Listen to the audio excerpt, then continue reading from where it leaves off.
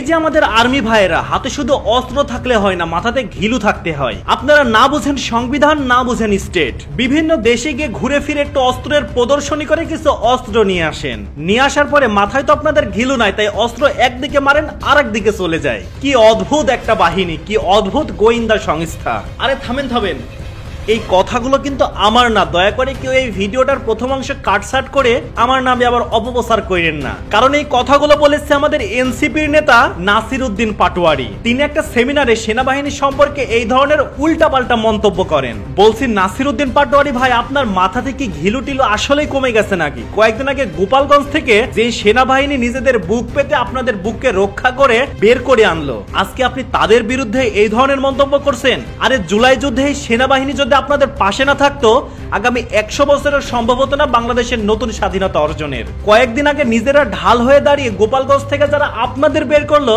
আজকে তাদের মাথাতে ঘিলু নাই। তারা শুধু অস্ত্র ধরতে পারে কিন্তু চালাতে পারে না। তারা যদি অস্ত্র না চালানো শিখতো, তাহলে আজকে বাংলাদেশেই বাংলাদেশ থাকতো না। আর আপনি বলছেন কি সংবিধান বোঝার কথা? কতটুকু সংবিধান বোঝেন আপনি? বাংলাদেশ সেনাবাহিনী সংবিধান বুঝে বিধায় এখনো বাংলাদেশ টিকে আছে।